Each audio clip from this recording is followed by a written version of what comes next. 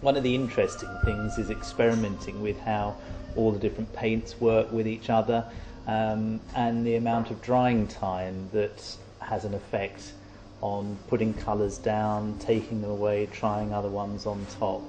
And so you're never really quite sure what comes out. And it's not by any great deliberate attempt, it's almost a lot of accidental effects that happen on the canvas produce very interesting and positive results. So it's a great surprise whenever you start something, you never know quite how it's going to end.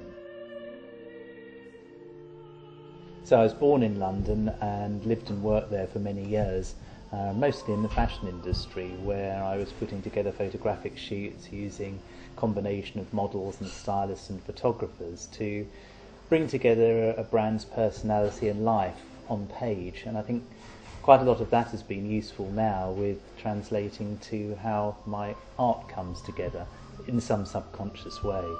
But then my family and I decided, let's try something completely different. And so in a rash moment of successful judgment, we came down to the New Forest and we bought a hotel, which was directly by the sea, and we very happily worked there for 15 years. And that we sold now some 4 years ago, and that's enabled me to concentrate even more now on painting.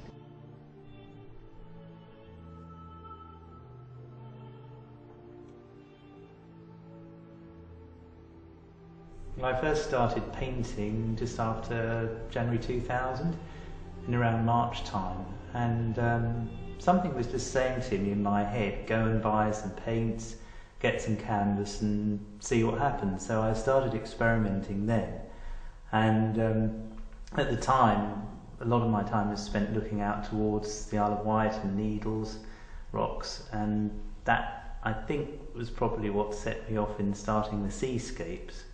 From there, an interesting colour has always been with me, and a very strong sense of how colour resounds and works across with light. And so the earlier paintings were very much colour orientated, but you know, it changes all the time. It depends what's in your head and the mood and the feelings that you have for each day.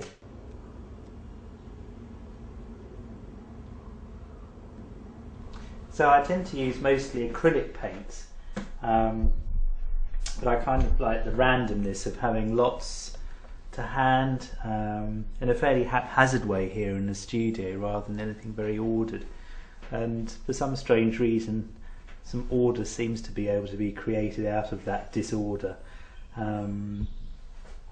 Importantly is the way that the paint's applied, and I use a variety of different pieces of equipment to achieve that. I mean, they can be anything from cloths through to sandpaper, brushes such as this. But whilst a lot of people might discard those that have gone hard and perhaps beyond repair, I rather like the fact that that's it's gone hard and crunchy, and that can again be quite useful for taking away some of the layers of paint, and similarly with some of the kitchen utensils.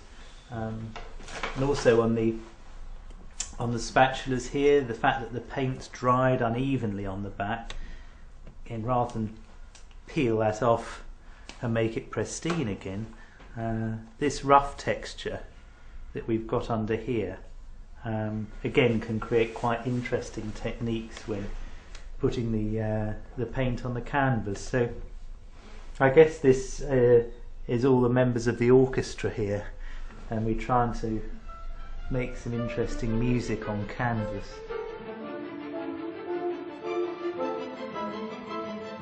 I draw on such a wide variety of different things for inspiration. You know, it could be the shapes of a photograph in a magazine, it could be a seascape very early in the morning, it could be a forest at dusk, or anything from the way that the fishing boats, their hulls start to look decayed and the paint starts flaking and the rust.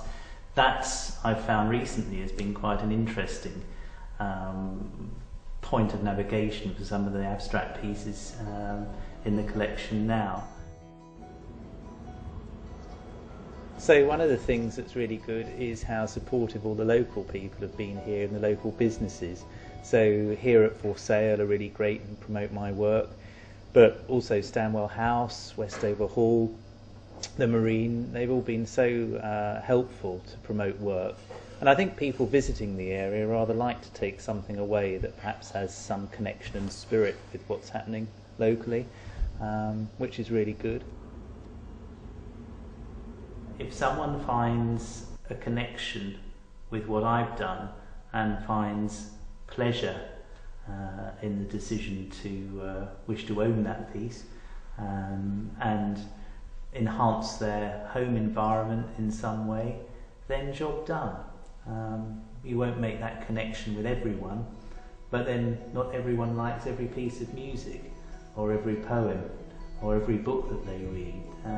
There's freedom of choice.